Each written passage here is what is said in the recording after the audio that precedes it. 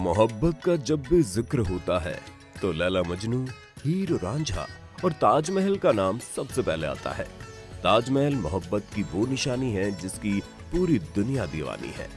मुमताज की याद में शाहजहां की बनवाई ये इमारत दुनिया के 7 अजूबों में गिनी जाती है। हाथी दांत और सफेद संगमरमर का मकबरा दिखने में बड़ा खूबसूरत है, जिसमें पत्थर का काफी बेहतरीन काम किया गया है। आप में से बहुत से लोगों ने इसे आगरा जाकर देखा भी होगा, और हकीकत में ही नहीं, कम से कम फोटो या वीडियो में तो ताजमहल देखा ही होगा ना, और अगर नहीं तो अभी देख लिया होगा। लेकिन क्या कभी आपने सोचा है उस पर लगा एक एक पत्थर कैसे रुका हुआ है और कैसे इस पूरी इमारत का निर्माण हुआ होगा?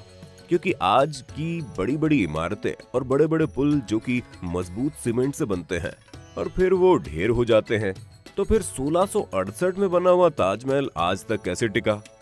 वैसे जिन्हें नहीं पता उन्हें बता दे कि सीमेंट का आविष्कार 1824 में इंग्लैंड के जोसेफ नामक शख्स ने किया था, जिसका एक्सपेरिमेंट उन्होंने 1811 में शुरू किया और 1824 में वो कामयाब हुए।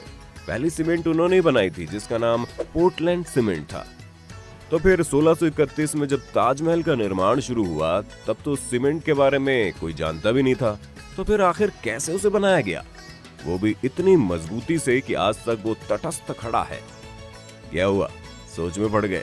कोई बात नहीं, हम बताते हैं ना, लेकिन वीडियो को बिल्कुल स्किप मत करना। तो चलिए शुरू करते हैं। ताजमहल की कहानी ज्यादातर लोगों ने सुनी ही है कि ये शाहजहां ने अपनी तीसरी बीवी मुमताज की मोहब्बत में बनवाया था, और जमाने में इसे बनवाने में करीब 3 करोड़ की लागत आई थी। और ताजमहल आज भी दुनिया को हैरान करने में कोई कसर नहीं छोड़ता, चाहे वो इसके सफेद मार्बल्स हो, चाहे नक्काशियों में लगे अनोखे पत्थर हो, या इसकी कारीगरी। और आज हम इसकी कारीगरी पर ही बात करेंगे। लकड़ियों से बनी हुई ताजमहल की नींव। अब ये बात भले ही आपको सुनने में अजीब लग रही होगी और आप सोच भी रहे होंगे कि पागल हो गया क्या, भला लकड़ियों की नींव 370 साल से भी ज्यादा कैसे टिक सकती है? पर यही सच्चाई है। चलिए हम समझाते हैं। इस लकड़ी की नींव में सबसे बड़ा रोल यमुना का है।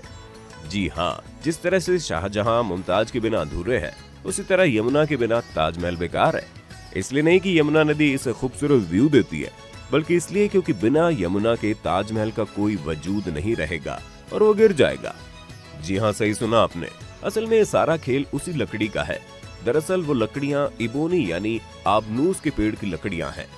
आबनूस की लकड़ी एक तरह से पत्थर की तरह होती है, जो आम लकड़ियों की तरह पानी पे तैरते नहीं बल्कि डूब जाती हैं। इन लकड़ियों की खासियत ये होती है कि इनमें दीमक नहीं लगती, और सबसे जरूरी बात, अगर आबनूस की लकड़ियों में परमानेंट 30 या 30 से ज्यादा परसेंटेज नमी बनी रहे तो आबनूस की लकड़ी कभी खराब नहीं होगी। ताजमहल के केस में भी यही है। नींव में लगे होने के कारण इन लकड़ियों का यमुना के पानी से पर्याप्त मात्रा में नमी पहुंचती रहती है, और यही कारण है कि लकड़ियां पत्थर से भी मजबूती से जमी हुई है। और इसलिए ही ताजमहल अभी तक टिका हुआ है, क्योंकि उसके किनारे यमुना नदी है। लेकिन यमुना जिस तरह से सूख रही है, उसने आर्कियोलॉजिस्ट की चिंता बढ़ा दी है।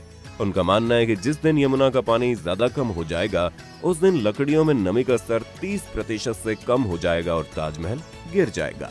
तो अब आप समझ ही गए होंगे कि नींव में जब पत्थर ही नहीं है तो फिर सीमेंट की जरूरत ही नहीं है। लेकिन अब सोचने वाली बात यह है कि नींव के ऊपर तो सारा पत्थर ही है, तो फिर उसका क्या? चलिए, जब नींव के बारे में हमने आपको बताया है तो उसके बारे में भी हम बताएंगे। जब बात हो रही है सीमेंट के बिना इतना मजबूत ताजमहल कैसे बना, तो पहले थोड़ा सीमेंट का इतिहास जान लेते हैं।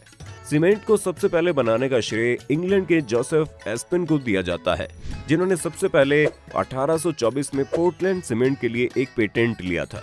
वो सन 1811 में सीमेंट बनाने के लिए एक्सपेरिमेंट में लग गए, और 13 साल की कड़ी मेहनत के बाद 1824 में उन्होंने दुनिया का सबसे पहला सीमेंट बना डाला, जिसका नाम था पोर्टलैंड सीमेंट।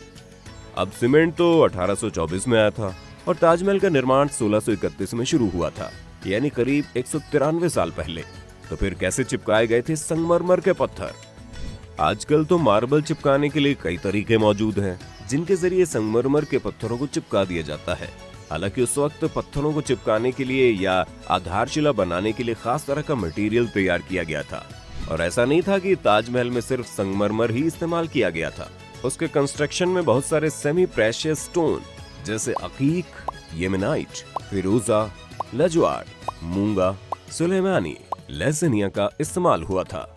इसके अलावा कुछ कुछ अल्ट्रा रेयर स्टोन्स भी ताजमहल में इस्तेमाल हुए थे, जैसे तिलाई, पाइजहर, अजूबा, खाटू, मैग्नेटिस।